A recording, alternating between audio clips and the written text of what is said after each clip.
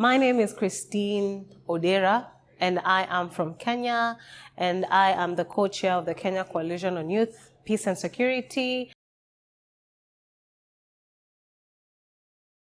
We need the YPS agenda to ensure that, one, we have youth really taken into considerations.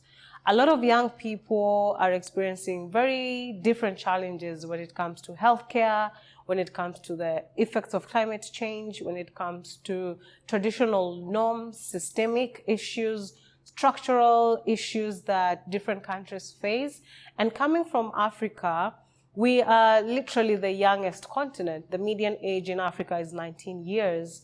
So you realize that there's a lot of opportunity for us to ensure that there's sustainability in the program, sustainability in the structural issues that we are facing, if it's water, access to education, access to technology and good farming practices, agriculture, all those facets that really help us live in a just and peaceful world. Another driver would be ensuring that the Youth, Peace and Security agenda really gets to address the gaps that we are facing in the different societies that we come from, be it in Asia, be it in Africa, be it in Europe, be it in the Americas, and really ensuring that the needs of the upcoming generations are met.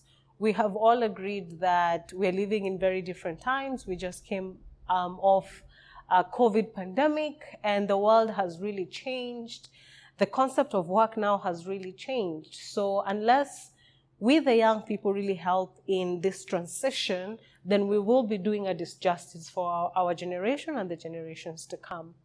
Another issue why YPS is important is young people need to be part and parcel of the decisions that are made to affect their livelihoods. Decisions in matters education, decisions on matter access to healthcare, access to good water, access to safe neighborhoods, access to conflicts that are not in extreme, that affect their livelihoods, and ensuring that there's a safe space to realize our full potential as young people. So the Youth, Peace and Security agenda, in my opinion, is a paradigm shift of how we've looked at youth engagement.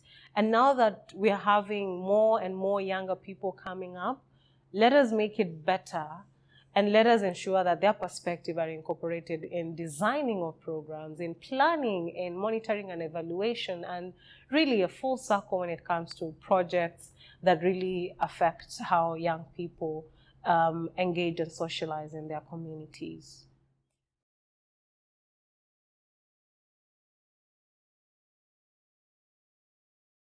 Meaningful engagement in peace and security, for me, looks like young people really being co-leaders in the process.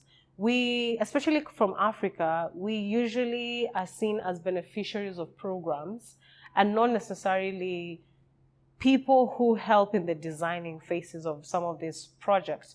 So you realize sometimes there are very good programs and projects that do not really get to address our challenges because we are seen as beneficiaries. So to meaningfully engage young people, and especially in peace processes and conflict resolution and mediation and negotiation, will require that young people are in the designing phase, in the implementation phase, in the monitoring and evaluation, and the day-to-day systemic running of this project and programs and processes.